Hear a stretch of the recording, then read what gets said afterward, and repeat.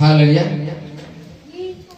যদি গীতসংগীতার পরে হালেলুয়া, যদি প্রজ্ঞার দিকে কর্ণপাত করো, যদি বুদ্ধিতে মনোনিবেশ করো, হ্যাঁ, যদি সুবিবেচনাকে আহ্বান করো, যদি বুদ্ধির জন্য উচ্চস্বর করো, যদি রৌপ্যের ন্যায় তার অন্বেষণ করো, গুপ্তধনের ন্যায় তার অনুসন্ধান করো, তবে সদাপ্রভুর ভয় বুঝিতে পারিবে, ঈশ্বর বিষয়ে জ্ঞান প্রাপ্ত হইবে।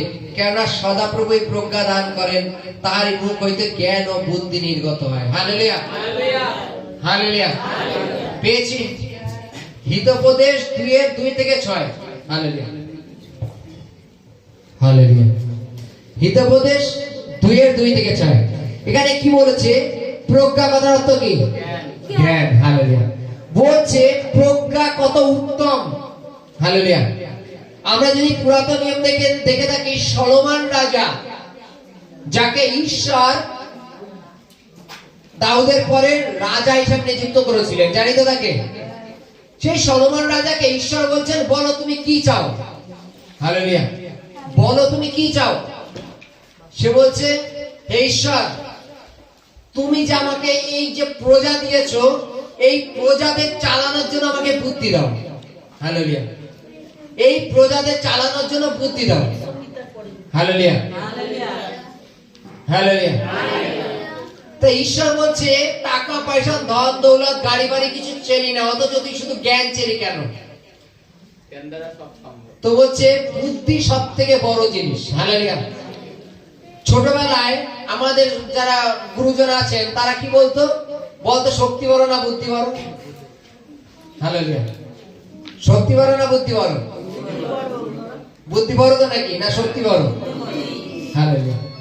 বুদ্ধি বড়। বাইবেলে কেন বলছে যে বুদ্ধি বড়? এখানে বাইবেলে কি বলছে? যদি প্রজ্ঞার দিকে কর্ণপাত করো, প্রজ্ঞা কথা হচ্ছে জ্ঞান, যদি জ্ঞানের দিকে কর্ণপাত করো। হালেলুয়া। সকলে আমি জানি কম বেশি মোবাইল ঘাটে, ফেসবুক ঘাটে, ঘাটতে খুব ভালো ঘাট ভাড়া কারো মোবাইল তো এর জন্য দিয়েছে। বিভিন্ন ক্ষেত্রে মনীষীদের উক্তি থাকে, জানো? হালেলুয়া। মনীষীদের উক্তি, এই মনীষীদের উক্তিগুলো শুনলাম, এর মধ্যে অনেক কিছু থাকে। হালেলুয়া। জ্ঞান, যেমন উদাহরণস্বরূপ বলছে যদি কোনো পরিবারে তুমি মেয়ে দেখতে গেলে, হয়তো 4-5 জন বন্ধু বান্ধব নিয়ে মেয়ে দেখতে গেলে, সেই বাড়িতে যদি দেখো মেয়ের বাবার থেকে মেয়ের মা বেশি কথা বলছে, সেই বাড়ি সম্বন্ধ করবে না। হালেলুয়া। মনে করবা এই বাড়ির মালিকই মেয়ের মা, বুঝে নেবা যে এই বাড়ি তাহলে কেমন হতে পারে, তোমার শ্বশুর বাড়ি কেমন হতে পারে, সেই বাড়ি সম্পর্ক করবে না। এটা কি? জ্ঞান। হালেলুয়া। জানো নাকি? সবাই জানো? এটা হচ্ছে জ্ঞান। এগুলো হচ্ছে বিভিন্ন মনীষীদের উক্তি, মানে যারা এই সব র্যাঙ্কের মধ্যে থেকে পার হয়েছে, তারা তার মুখে এইসব কথাগুলো ভেসে ওঠে। হালেলুয়া। জানো তো নাকি? চল, হালেলুয়া। এখানে কি বলছে? প্রজ্ঞা, যদি জ্ঞান, বলছে যদি জ্ঞানের দিকে কর্ণপাত করো, যদি বুদ্ধিতে মনোনিবেশ করো, যদি বুদ্ধির দিকে আমরা বেশি ধ্যান দিই, যে কি দিয়ে কি করা যায়। দেখবা বুদ্ধি দিয়ে কাজ করলে অনেক অসম্ভব কাজ সম্ভব হয়ে যায়। হালেলুয়া। ফেসবুকে আগের দিন দেখছিলাম, একটা লরির উপরে একজন শ্রমিক, সে একদম বড় একটা টেয়ার লরির উপরে তুলবে। আপনি তো নড়াতেও পারবেন, অথচ একা তুলে দিল।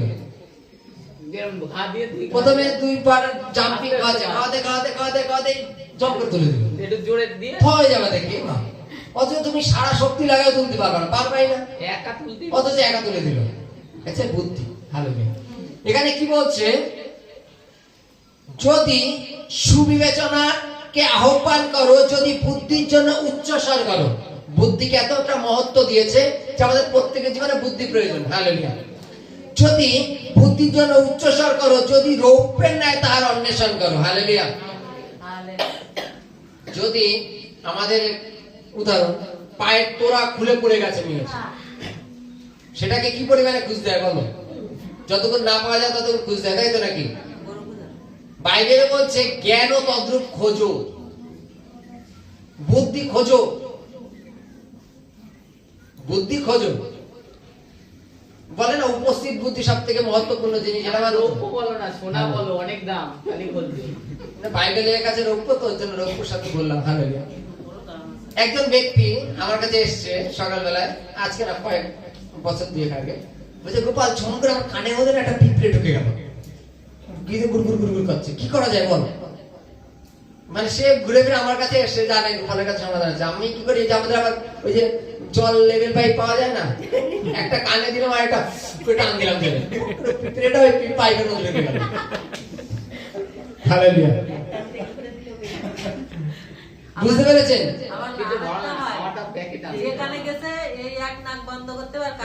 সে অনেক চেষ্টা করতে করতে তারপর আমার বাড়ি আসছে।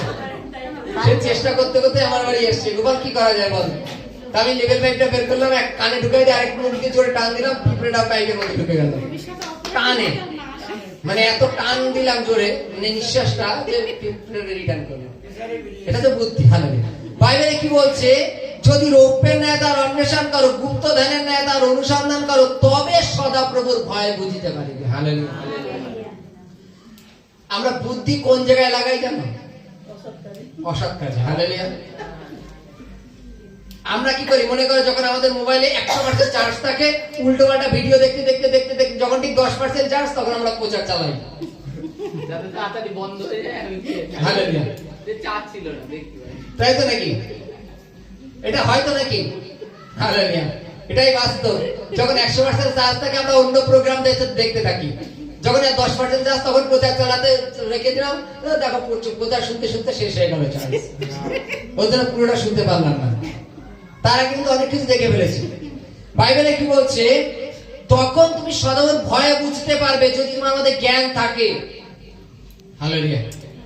যদি তোমার মধ্যে জ্ঞান থাকে। বাইবেলে বলছে যে যীশু খ্রিস্ট আসার আগে, পুনর্বার আসার আগে জগতের সিম্পটম হবে, সেটা হচ্ছে।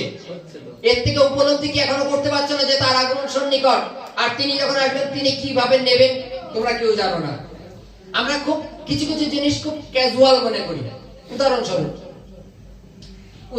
মনে করো শঙ্করের ছেলের বিয়ে,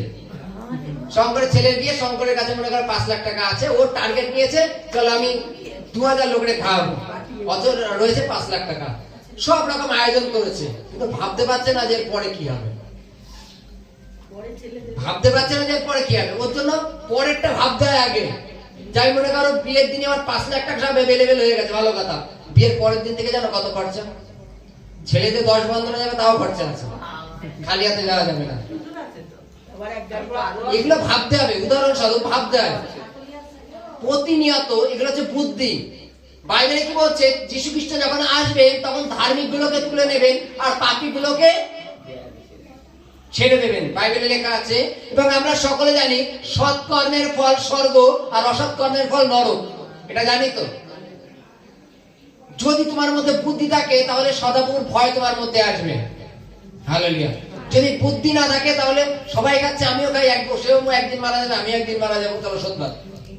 এটাই হয়, তাই তো নাকি? চলো হালেলুয়া।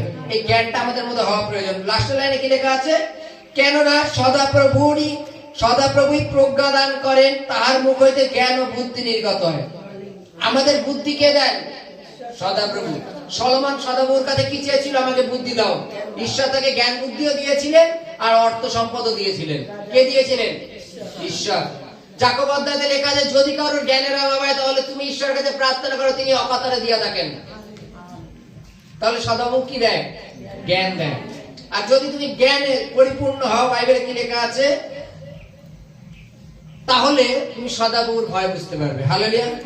আচ্ছা, আমরা বাইবেলে যাই। হালেলুয়া। মতি অধ্যায়ে